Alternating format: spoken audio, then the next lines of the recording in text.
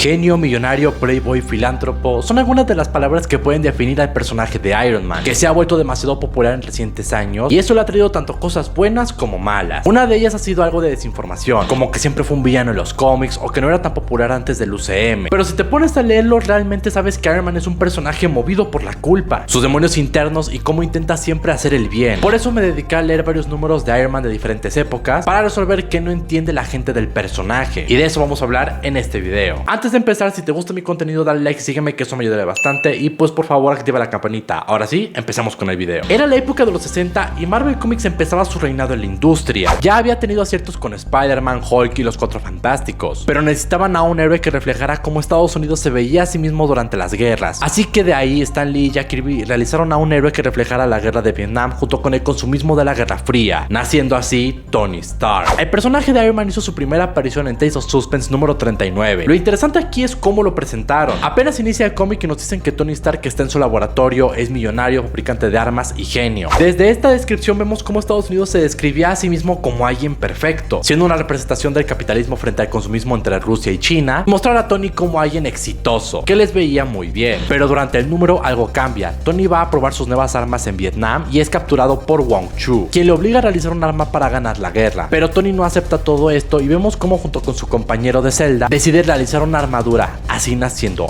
Iron Man. Desde aquí podemos ver qué diferenciaba a Tony con otros héroes como Spider-Man o Hulk. Su poder no venía de radiación, venía de su mente. La habilidad de crear armas viene de esta idea de que la tecnología puede resolver cualquier problema. Esta historia de origen del personaje es muy interesante, ya que no es lo que veríamos constantemente en futuras apariciones. Después de lo que Tony vivió, entendió que al fabricar armas no ayuda a nadie, pero Tony no duraría con esta armadura. Uno de los primeros cambios se da en Tales of Suspense número 40, donde decide cambiar el color de gris a dorado para ser menos amenazante, pero uno de los más interesantes es en el número 48. En esta historia se nos cuenta que un enemigo controló la armadura de Tony. Este último apenas escapó, pero decide que tiene que cambiar de traje, presentando el Mark III, reforzando esta idea de que lo más valioso que tiene Tony es su mente. Y en este punto me gustaría verlo no tanto como que Tony siempre aprende de sus errores, sino que Tony siempre se está adaptando constantemente a cualquier situación. Pero en esas historias el personaje no tenía tanto remordimiento. Así que, ¿por dónde empezó este elemento tan importante del personaje? Uno de los números que más me gustó fue el Iron Man 21, en donde Tony vio una forma de quitarse el peso de ser Iron Man, ya que encontró un sucesor digno siendo un boxeador profesional, Eddie Marl. Pero no todo puede salir bien, y es que después de su primer enfrentamiento contra el Dínamo Carmesí, Eddie quedó tan mal herido que hizo que Tony se sintiera culpable y diciendo una de las frases más interesantes que tuvo el personaje en sus primeros años: ¿cómo pude yo, que inventé esta armadura, haber considerado alguna vez exigirme menos a mí mismo? Soy Iron Man ahora y para siempre, Eddie, lo juro. Fíjate cómo este concepto de la culpa y de no ser suficiente son repetidos constantemente o fueron elementos muy importantes del personaje. Pero no solo la culpa fue vital, sino que también lo fue su alcoholismo. Una de las historias más recordadas del Hombre de Hierro es El demonio en la botella. Lo curioso es que el número 128 se titula así, pero anteriormente ya nos dieron pistas de todo esto. En el número 120 Tony ya había tomado 4 martini, lo cual después vemos que le afectó en su pelea contra Namor. Y a partir de aquí vemos elementos importantes de cómo el alcoholismo de Tony lo va consumiendo cada vez más y más, junto con un sentimiento de no aceptar que él tiene problemas. En los primeros números de la saga vemos cómo Tony cada vez está consumiendo más y más bebidas, no puede concentrarse e incluso usa a Iron Man como modo de escape. Pero todo llegó a un punto de quiebre cuando le gritó a Jarvis diciéndole que tiene que aprender su lugar como mayordomo, haciendo que este último renuncie. Pero en el número final de esta saga vemos la verdadera prueba de Tony Stark. Al haber perdido a casi todo, Tony decide dejar su identidad de civil y dedicarse a ser completamente Iron Man, como si intentara escapar de sus responsabilidades. Y al ver el estado físico en el que Tony estaba, Beth le cuenta una historia de su ex esposo, alguien que estaba en el mismo camino que Tony, pero tristemente él no vivió para contarlo. Así que ahora Tony tiene la oportunidad y decide dejar la bebida. Esta historia fue crucial para el personaje de Iron Man, porque al igual que su sentimiento de culpa, su adicción sería algo que lo marcaría hasta el día de hoy. Y como toda adicción puedes controlarla, pero esta nunca desaparece. Esto sucedió en los números 169 y 70 del personaje, en donde Tony recayó y James Rhodes suplió al personaje de Iron Man. Y mientras Rhodey tenía aventuras siendo Iron Man, ¿qué estaba haciendo Tony? Bueno, en Iron Man 182 vemos uno de los puntos más bajos en los que ha caído el personaje, ya que no tiene su empresa, es un vagabundo y vemos cómo vende lo último que tiene por una botella. Pero después una mujer a la que Tony ayudó lo encuentra y deciden quedarse en la acera. Y justo en ese momento la mujer tiene a su hijo con el que Tony le ayuda. La mujer termina dando a luz, pero esta tristemente muere, dejando a Tony con el niño hasta que fueron salvados por unos oficiales. Vemos un personaje acomplejado por un sentimiento de culpa, alcohólico, pero que además de eso y lo más importante, siempre va a ver por el bien de los demás. Porque aparte de que esto es algo que caracteriza mucho a Tony Stark, hay otra cosa que lo caracteriza aún más. Te voy a hacer una pregunta. Si tú inventas algo y las personas lo utilizan para el mal, ¿tú eres responsable de lo lo que las personas hagan? Para Tony es un sí y se ve reflejado en el arco de la guerra de las armaduras. Vemos como varios enemigos han robado la tecnología de Tony y al no soportar la idea de que esa tecnología caiga en manos equivocadas, decide hacer todo lo que puede para detenerlos. E incluso viendo cómo Tony incorpora un circuito de protección en su nueva armadura para impedir que su tecnología sea robada nuevamente. Pero en el último número vemos algo interesante. Después de que terminara esta guerra, Tony continúa viviendo con el miedo de que su tecnología sea usada para el mal. Y esto es representado con las otras armaduras que realizó en el pasado. También con esto llega la carga de que Tony sabe de que sus demonios internos nunca se van a ir y solo tiene que aprender a vivir con ellos. Todo esto obviamente representado como un sueño. Entonces tenemos un personaje acomplejado que le agregamos todavía una bestia interna a la cual nunca podrá controlar. Y además vemos como este ideal de Estados Unidos de ser el inventor perfecto que vimos en los primeros números poco a poco empieza a caer. Todo esto relacionado con la tecnología, como ahora también sirve para destruir como crear. Estos son algunos elementos que marcaron al personaje de Tony Stark. ¿Y alguna vez te has preguntado entonces de qué sirve Iron Man? Esta fue la pregunta que se cuestionó en el cómic Iron Man Extremis. El objetivo del cómic fue reimaginar el origen de Iron Man para nuevas generaciones. El resultado fue el origen más conocido, el que incluso se adaptó para la primera cinta del UCM del personaje. Fue capturado en Afganistán y no en Vietnam. Un cambio significativo si tomamos en cuenta que Estados Unidos venía después del 9/11, siendo una crítica también a la militarización de ese entonces. Durante la historia vemos lo que es un arma mortal, el virus Extremis, un bioorganismo que se conecta con todo tu cuerpo dándote poderes, pero casi nadie sobrevive al proceso. Y en este cómic Extremis, aparte de ser una representación de cómo es que la gente puede ver el avance tecnológico, también podemos ver las versiones buenas y malas. Esta última la vemos representada con Malen, ya que al haber usado el virus Extremis sin cuidado y sin alguna responsabilidad, vemos cómo es que alguien que no tiene ética puede utilizar la tecnología, mientras que Tony usa el virus Extremis para volverse uno con él, algo que de cierta forma le funciona, además de convertirse en una versión buena de malo, alguien que usa la tecnología para el bien y logra evolucionar en cualquier aspecto junto con el mundo. Este concepto de que el villano es una versión en la que el héroe se pudo convertir también lo pudimos ver en el Run the Fraction, conociendo a Ezekiel Stein, un joven genio e inventor que sería un reflejo oscuro de Tony Stark sin ética. El cómic también cuenta con un número con Spider-Man en el cual vemos dos ideales diferentes, Spider-Man representando el idealismo simple y humano y Tony representando la complejidad, culpa y responsabilidad global. E incluso todo este tema de la tecnología vemos cómo Tony lo lleva a un nuevo nivel. Ahora ya no puede controlar quién usa la tecnología o con qué fin, solo tiene que confiar para que las personas no usen su tecnología de la peor forma posible. En Iron Man 500.1 vemos lo que sería un recorrido por la historia del personaje y una explicación del por qué a veces es como es. Primero nos narra que sus papás nunca estaban en casa, por lo que siempre hacía fiestas. Iban muchas personas, pero cuando Tony cumplió años y sus papás se quedaron, nadie fue. Vemos cómo es que Tony adoptó esta forma de anfitrión para aplicarla en cualquier momento, pero pues cuando realmente ocupaba amigos no los tenía. Para no sentirse solo, Tony optó por esta faceta de anfitrión, mujeriego, pero no lo llenaba, sino que lo hacía sentirse peor. Pero cuando fue capturado es donde entendió que le encantaba ayudar a la gente. Después optó por estar construyendo su vida a pesar de que muchas veces esté cayendo y estar enfrentándose a sí mismo. Pero entonces, si tenemos un personaje que dice que le encanta ayudar a la gente y que es objetivo de vida, ¿por qué las personas mencionan que es un villano? Una de las historias que siempre usan para decir esto es Civil War. ¿Pero realmente Tony estaba mal en Civil War? Pues la verdad depende, pero después de leer al personaje entiendo la postura que pueden llegar a tener. Tony ya ha visto cómo su tecnología ha hecho más daño que bien y vemos cómo de cierta forma se siente responsable por todo lo que causó. Pero ojo, con esto no quiero decir que el personaje tenía la razón en Civil War, pero entendemos por qué cree que es mejor que la gente se registre. Aunque eso sí, al ser un evento, Marvel le dio muchísima libertad creativa, haciendo que el personaje tuviera actos bastante cuestionables, desde clonar a Thor hasta encarcelar a los superhumanos en un juicio. Y aquí entendemos algo del personaje, y es que muchas veces Tony piensa, si yo lo controlo, la situación será mejor y nadie lo arruinará. Entonces entendemos por qué Tony quería apoyar el acto de registro. Pero no sería la única historia que utilizan para decir que Iron Man es un villano. La segunda historia la vemos en Superior Iron Man, donde es usada por muchos para decir que Tony Stark es malo. Pero si lees incluso el prólogo de esta historia, vas a entender que ese personaje no es nuestro Tony Stark. Y es que después del evento Axis, muchos villanos y héroes cambiaron. Los héroes fueron malos y los malos fueron buenos. Esto al final fue corregido, pero una de las versiones de Tony se negó a cambiar, logrando sobrevivir. Y más que un villano, logramos ver lo peligroso que sería Tony Stark sin sus demonios internos, ya que en este cómic Tony comete actos como amenazar a personas, pelear con otros héroes, vigilar a las personas 24/7 e incluso llega a crear un app en donde te hace súper atractivo, pero pues te cuesta millones de dólares. E incluso la versión que conocemos de Tony Stark dice que se encuentra arrepentido de esa versión de Superior Iron Man, además de que su propia armadura es un reflejo de lo que Tony Stark quiere proyectar: seguridad, confianza e incluso que las personas tengan admiración y envidia, pero al final es una persona triste y solitaria en el fondo. Todos estos rasgos que tenemos de diferentes hacen que apreciemos aún más a nuestro Tony Stark, demostrando sus experiencias y su deseo por hacer el bien, sumado a que tenemos más más ejemplos de cómo Tony Stark siempre busca ayudar, pero muchas veces esto no le sale bien. Uno de ellos es en el ron de Cantwell, donde después de haber obtenido el poder cósmico, Tony decide ayudar al mundo. Primero le da a todas las personas de la Tierra un IQ igual al de él. Esto hace que las personas puedan solucionar sus problemas de día a día, pero también tiene una consecuencia. Las personas dejan sus empleos porque ya no los ocupan, los niños ya no van a la escuela y casi se cae la economía. Al final Tony se quita los poderes entendiendo que no todos deben pensar como él. Todas estas ideas con Tony queriendo hacer el bien con nueva tecnología también las hemos visto en el run de Dugan, donde Iron Man obtiene un nuevo material con el cual lo usará para una nueva armadura. También vemos cómo es que Tony de cierta manera inspira a las demás personas, esto en el run de Williamson, donde el profesor Wave sirve como un reflejo del Tony clásico. Y ahora la pregunta del millón: ¿quién es Iron Man? Depende de la época o la historia que estés leyendo. En ocasiones es una persona perfecta que representa la tecnología y el armamento que Estados Unidos quería hacer, en otros alguien consternado por su tecnología o incluso un alcohólico, pero para mí es un personaje que es movido por la culpa, siempre intentando ser mejor y demostrando que los héroes siempre merecen otra oportunidad. Si te gustó este video dale like, sígueme que esto me ayudaría bastante y me tardé bastante en hacer este video, y dime si quieres que lo haga con otro personaje.